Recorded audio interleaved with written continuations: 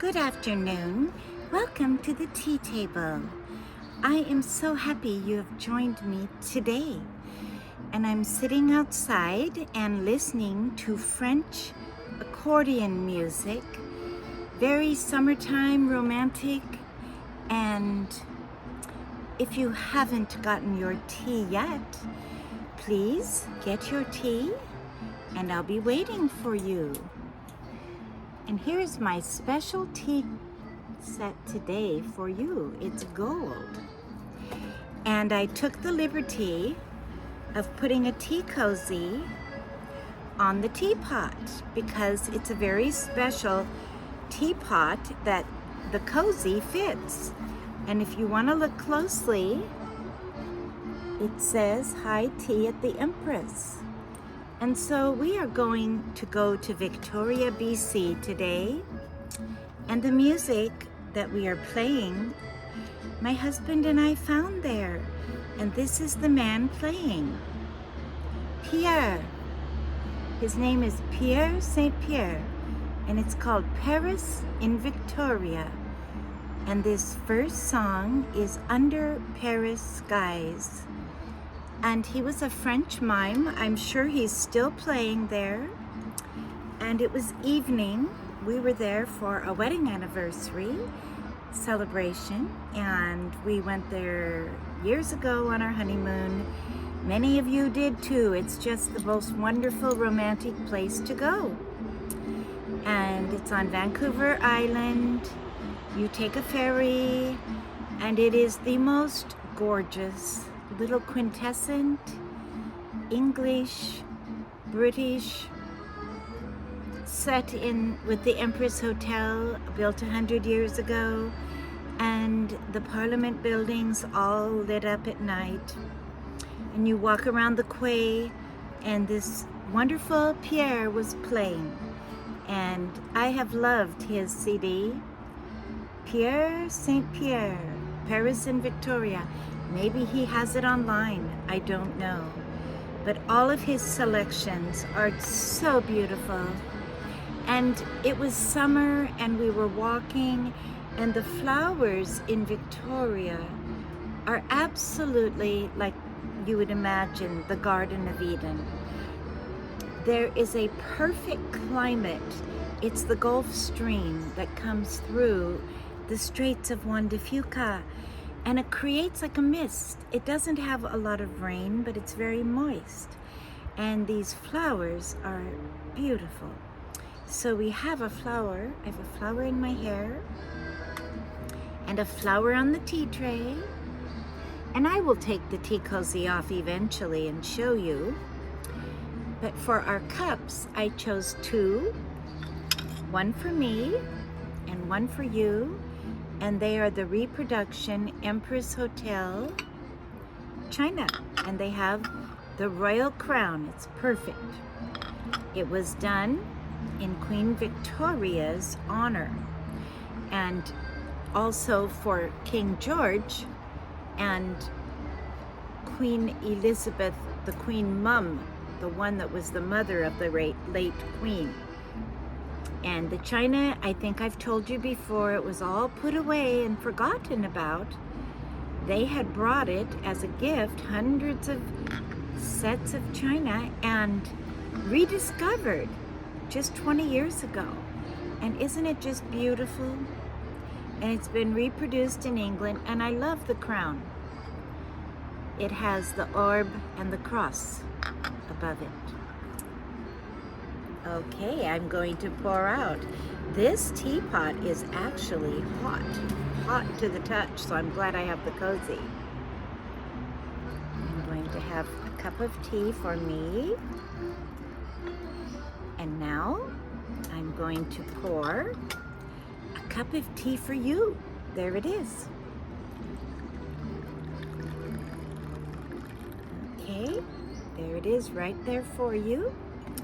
And I'm going to have a little splash of milk. Come around here.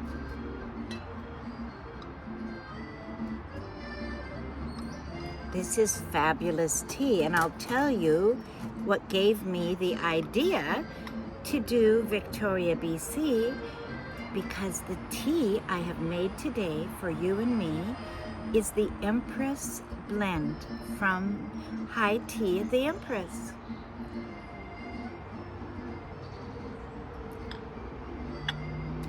Oh my goodness, that's delicious. You know, I think we got this tea at the Empress, and I mean that's a couple of years ago. We haven't been back up since COVID, and the tea is still divine. If tea is kept properly in an airtight container, it lasts forever. Yes, and almost all of this tea comes from Ecuador, either Colombia or Kenya. Kenyan has the best tea in the world. That's what the Kenyans tell me, and I believe them.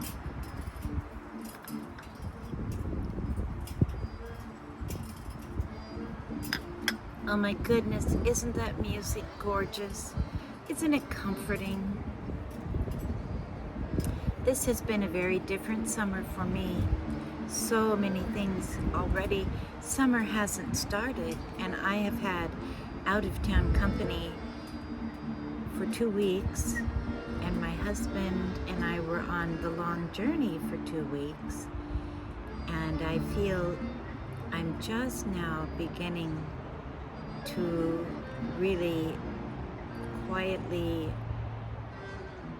pick up life and move forward, and we're very blessed. We have so many, all of us, all of you on the Tea Talk also. You have so many good friends, so much good family. You live in a country that's free and prosperous. We have more than enough tea and coffee and more than enough to eat. Too much, mostly, right? Well, I don't know who's on a diet, but this is a superb raspberry-filled cake with fresh berries and whipped cream on top and a few sprinkles. And it's sponge cake lined with raspberry frosting and raspberry center. Yes. And combined with berries, not so sweet. A nice way of, presenting. And sometimes if I'm at a tea party, I will take a little tiny slice of cake and a lot of fresh fruit. And then it's not so bad for us, right? The cakes are usually so sweet and so rich, a little bit is more than enough. Now that song that he just played, I will tell you, was called Gourmand de Paris. And now this is Domino and then Pigalle. My French pronunciation is not the greatest, so don't hold me account, you French speakers.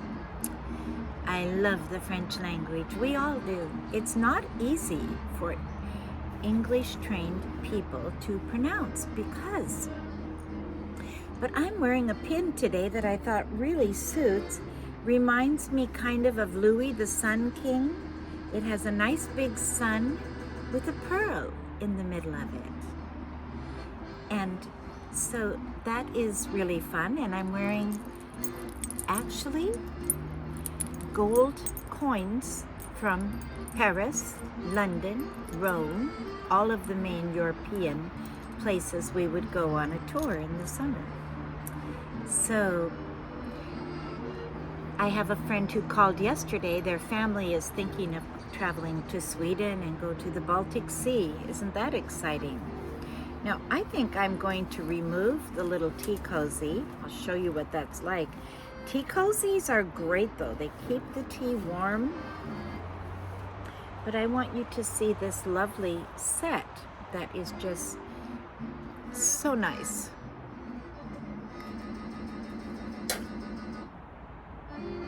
My CD is having a problem, isn't it?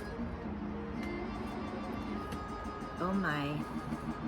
Oh my. It's having issues.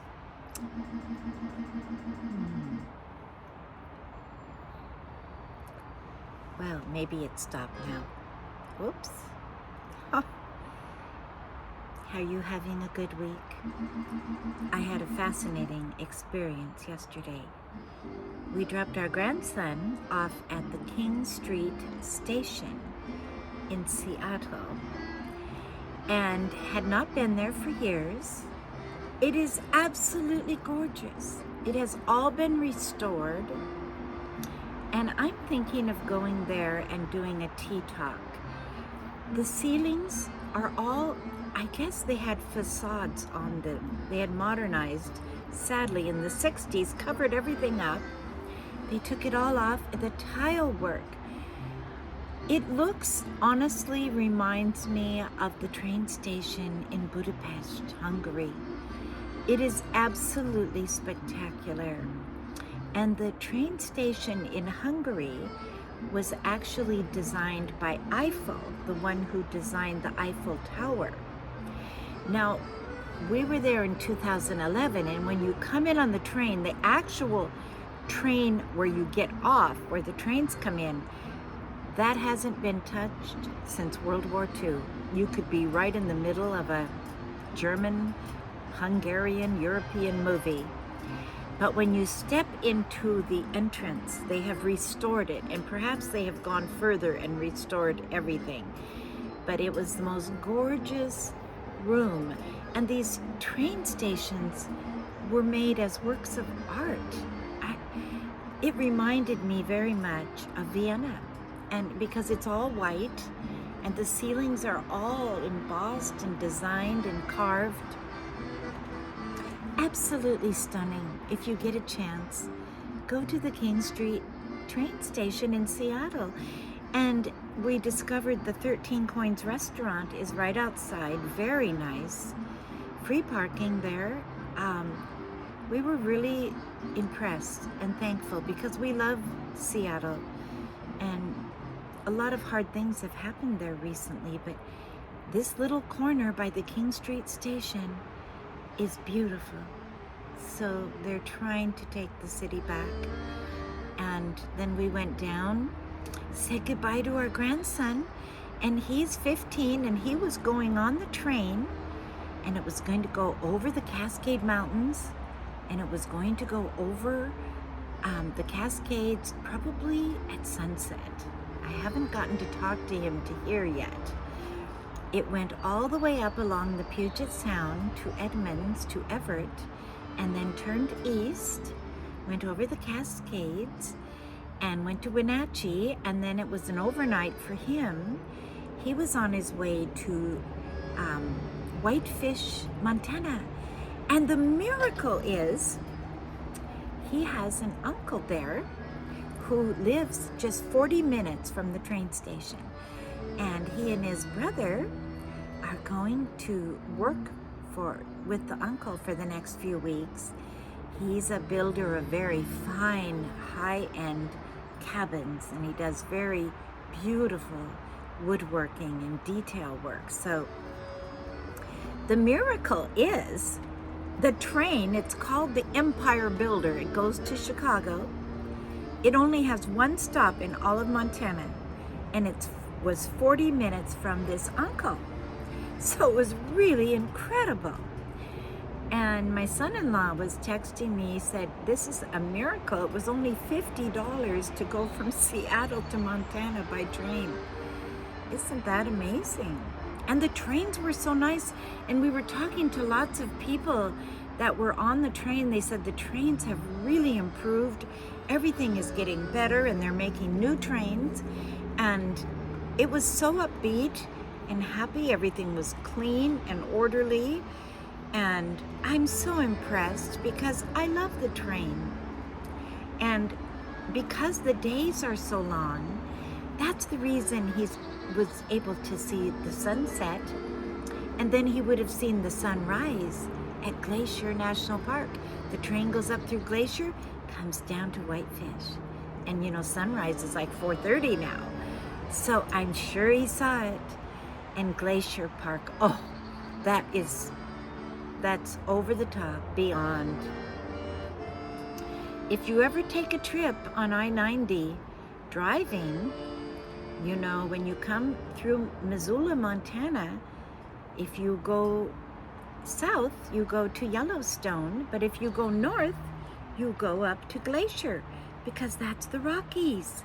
And then it flattens down in Yellowstone and then picks back up again south of Montana. And when we were on our trip, we discovered the word Montana means mountains. Even though most of it is just hilly and flat, there are the mountains that are there, like Glacier Park. It's stunning. I don't know if I can go there again, though. I'm still recovering. My husband and I went there, I mean, years ago. Our kids were very little. We had a Mustang and we all fit in. That'll tell you, we had 2 kids, early 80s. We were driving through that, Glacier Park. And I said, ay, there's no sides. And it was straight down. And I could not even look. I looked straight ahead and closed my eyes. I said, tell me when we're done. Because then in front of us were these old, I don't know if they still have them, red buses taking the tourists on these roads where there were no barricades. And I mean, it was dramatic. And on that trip, we actually went over the Canadian border, which is fascinating, and it's called Waterton Lakes.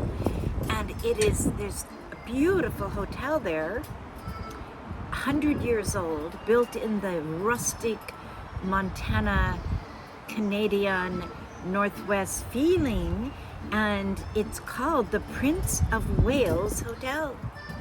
And it has the Indian motifs on the wall, very similar to a lodge near us called the Lake Quinault Lodge. And I'm going to go there this summer and do a tea talk and show you the Lake Quinault Lodge.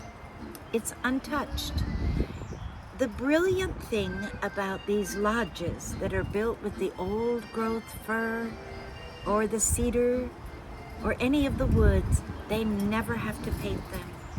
They can just gently sand and maybe varathane or put a little varnish, and as good as new, and it's so warm and cozy and beautiful. Well, I was thinking of all this because my grandson had never been on a train. And so we were going to put him on the train in Olympia, but inside I thought, no, we're gonna go, he would have to change trains. No, we're gonna go to Seattle and take him. And I'm so glad we did. And it was a beautiful day. My husband and I went down to Ivar's and had fish and chips. And Ivar's is unchanged, wonderful, still there. And the view over the Puget Sound and the Olympics and the ferries, so beautiful. Seattle is a beautiful city. And that was very nice. They're still building the tunnel, but you can get parking and walk. It all worked for us. Probably midweek is a good time to go, you know? Now here's another song, and I don't know what that is. These are all French. It's so French. He was so heartfelt, and I will never forget that evening. We had had dinner and we were walking by the bay comes in. When you come on the ferry, you come into the harbor, and around the harbor there's the walk. And behind you is the Empress, and beside you are the Parliament buildings, all lit up with light bulbs all around the turrets. And the light bulbs, they are from the Victorian era. They are the same light bulbs. They were made to last. They've been going for 100 years. It's so hard to believe. But if you go to Victoria, we discovered a wonderful place to have lunch. is the Parliament buildings. It's for the senators there, or they're parliamentarians, but they allow the public in. It's linen and china and silver and very nice atmosphere, unchanged. You feel you're going back in time, and it's very nice, very quality and delicious and very reasonable, and so nice they allow the public to come in. Well, I just think this little gold tea set is perfect for our Empress talk. Isn't it nice? I love gold. And let's have another little cup of tea here. There's lots. I love outside how we get a little bit of steam coming up. Especially the tea talk I did one January. Do you remember that? I was all bundled up, the sun was out, and I came out here and did a tea talk. And the steam just, whoa, it was like a Russian tea talk.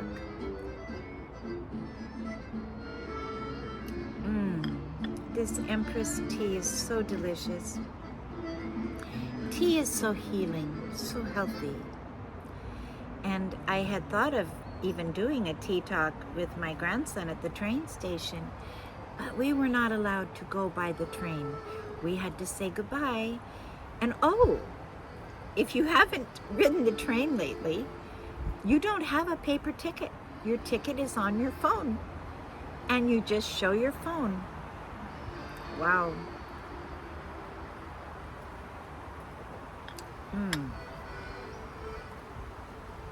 The amazing thing, our grandson didn't have any paper ID on him. I said, well, you can't go. And he goes, oh yes. They didn't ask him at the airport, and he didn't have his picture ID. And I said, oh my goodness. But so I created an ID and put it on his bag. I gave him with all his information, so it was there. The world we live in is changing so fast. Can't imagine. My first real train trip was back, I believe it was in the 60s, and we were going to California. My father was going to take a job there.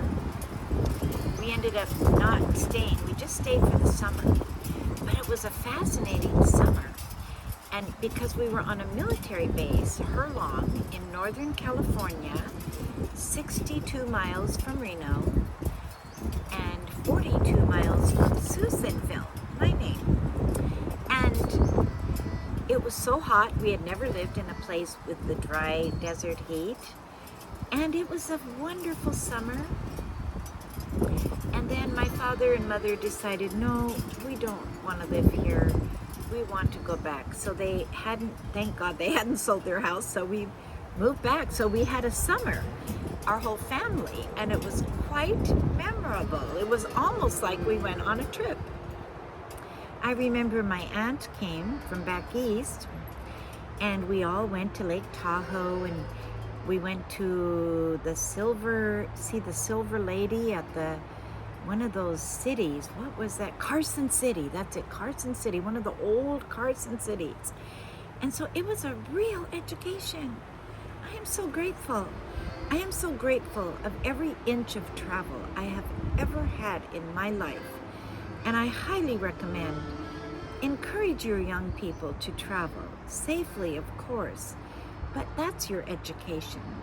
I told my grandson, I said, you know, you can read about it in a book, you can watch it on a movie, you can watch a documentary, you can hear people tell their story, but to go yourself and experience travel is the next level. There is nothing like it in all the world to expose you to what the world really is and what we have and the different places and the wonderful people. He's going to learn a lot. Montana is beautiful. It's hot, It is so beautiful. And each state has their genuine contribution to make to all of us. Well, this has been so special to be with you. And I pray you are all having a wonderful summer. Well, it's not summer yet. I mean, I feel like we have the heads up on summer.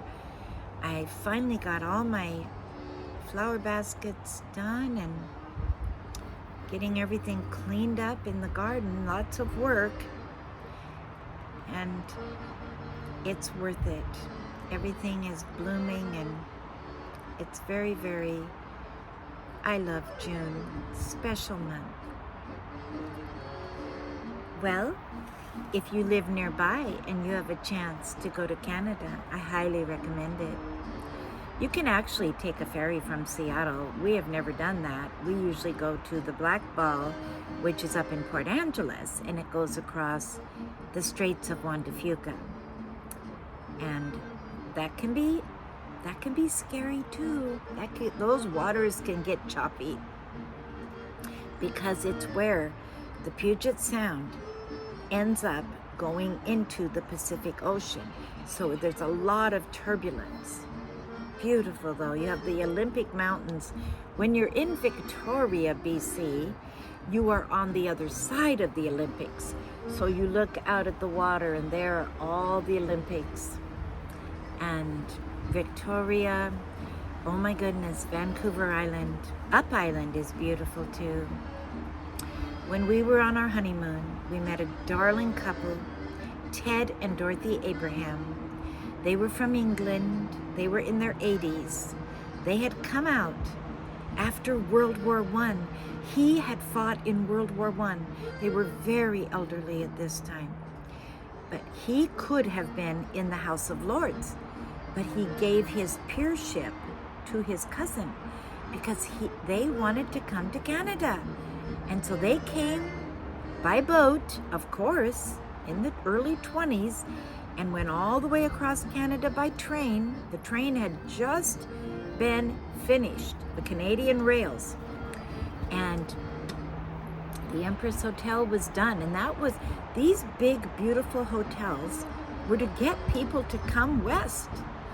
And so Ted and Dorothy had come, and she had written books. I have her books. She wrote a book called Beautiful Vancouver Island, and she wrote a book called Lone Cone, because when they were young, they rode bicycles, and they went all the way lived up for a while in Tofino, Up Island, and her stories are incredible. There was a boatload of there were all these men that were there working in the fish, in the lumber, building the buildings, and no women. So they sent a boatload of women from England, and the women got off the boat, the men and women met, and married. Now that is incredible, but that's how they did it back then. Got married, established homes and families, and lived in Victoria, BC. You can look it up. This actually happened. And I guess they had enough common ground in those days. If you were from England, you basically had the same beliefs, and basically you had the same understanding of life culturally. So there was a harmony in the education and the understanding, and they were all knew they were pioneers. So this was a different kind of a marriage, I guess. I mean, I've never heard of anything, but I read it in her book, and I know it's true. And we got to go to their home, and they served us tea. Oh, they were so genteel. It was real British English tea party, and Dorothy in her late 80s was making her own homemade scones and then served us raisin buns. I remember this so clearly. And their little house was on Faithful Street, and their name was Ted and Dorothy Abraham. They were just one street over from the beautiful Sea Walk that is in Victoria. You can walk for miles along the sea with an unobstructed view of those Olympic mountains and the sea air. Oh my, it's the healthiest walk you'll ever have. My father, who is Norwegian, he loved to go and walk by the sea, and he would say, breathe in the good salt air. Breathe in the good salt air. So if you have, I feel so sorry for the people out east now that have bad air. We pray that those fires will be stopped. And I pray the smoke doesn't come any further. At this point, we have good air, and I just pray it stays. But to breathe in the good salt air is so healthy. Well, thank you so much for joining me.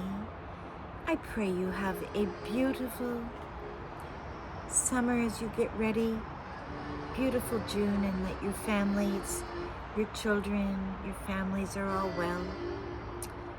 And take time for picnics and tea parties, and if you can't go on a long trip, day trips are wonderful. You can have a day trip and feel totally refreshed when you come back. Well, God bless all of you, and thank you. If you haven't subscribed yet, please subscribe, push the notification bell, the like button, and share with a friend. And I really appreciate your comments. Your comments were so beautiful. Thank you so much, all of you. Please make comments and questions. If there's something you would like me to cover on the tea table, put it in the comment box, and I will do my very best to cover it. So we will look forward to seeing you all next time. God bless.